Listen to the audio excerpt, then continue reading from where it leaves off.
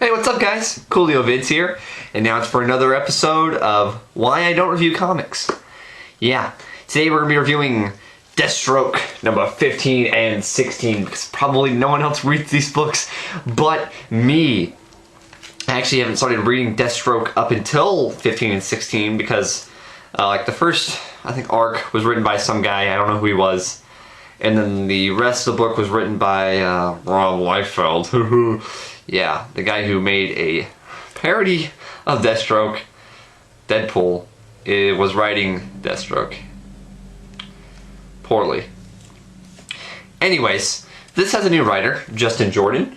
He's actually enjoyable. I really enjoyed this book. Yeah, Deathstroke is written well. So let's go ahead and let's talk about the book, shall we? So Deathstroke 15 kind of starts off, and there's this dude in a faraway country. It's kind of Russian. And he's calling himself Koshi the Unkillable, because he's a dude and he has a regeneration factor. He's like, I can't die. And everyone's like, oh, this guy can't die. Let's watch out for him. And so I don't know who they were. I'm going to assume the government. We're like, hey Wilson, who's this guy? He can't be killed. We need you to kill him.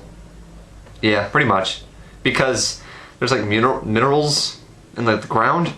Yeah, we need those. So it's like, okay, why not? He's like eating a steak. He's like, good, I'll take it, because I'm Deathstroke.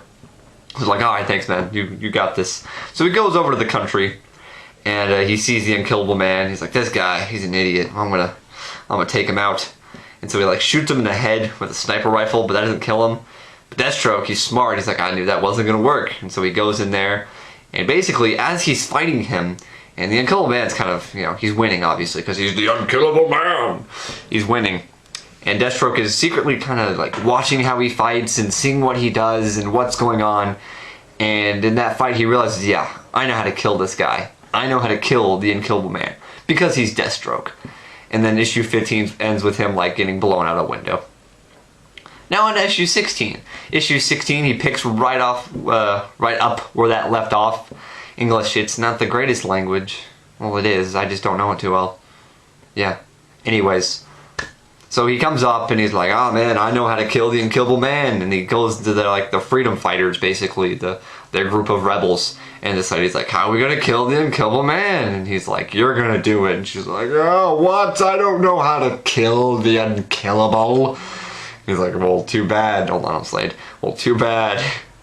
You have to do it. She's like, oh, fine. So, what they have to do is he has to beat him. He goes to the unkillable man, and he's like, guess what? I have to beat you, because killing you just isn't working. And so he, like, beats him up and stuff, and at one point he cuts off his head, but the guy just goes, grabs it, and puts it back on, which I thought was kind of weird, but he's the unkillable man, so whatever. That happens.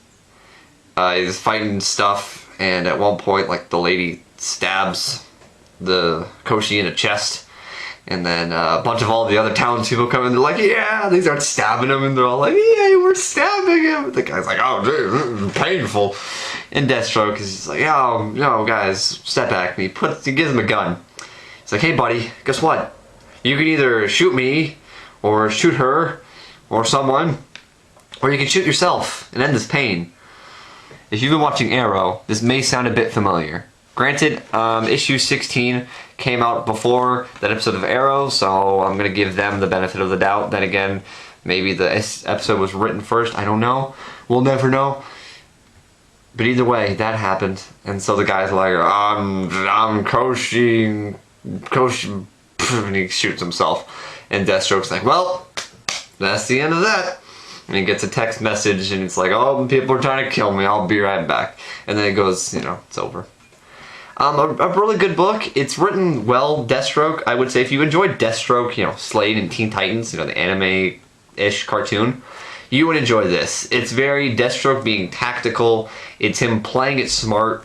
He's not a guy who's just like, kill, kill, kill. He thinks about what he's doing, and he does like a really cool thing in this where he's like, I can't kill the unkillable man. I have to beat him. I have to have the people do it. Because, you know, it's them. If I kill it, I'm just going to look like a hero, and then, you know, they won't learn anything from it. It's really interesting. I'm liking this series. I like it a lot. So I will be reading Deathstroke from now on, because it's just the kind of guy that I am. Yeah, fun stuff. The art is really nice, I would say. The covers, I like this cover a lot. It looks cool. I don't like this cover so much because it's like, I'm Deathstroke, I guess.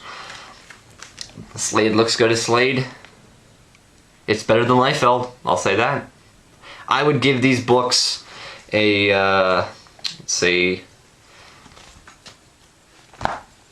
3.5 out of 5 each. Let's go with that. It's a good read if you're a Deathstroke fan like I am. Yeah. If I were just to be like fanboy, I'd be like, oh, just 6 out of 5. But I can't do that. So yeah, that's Deathstroke for you. It's coolio vids, and I'll see you guys later.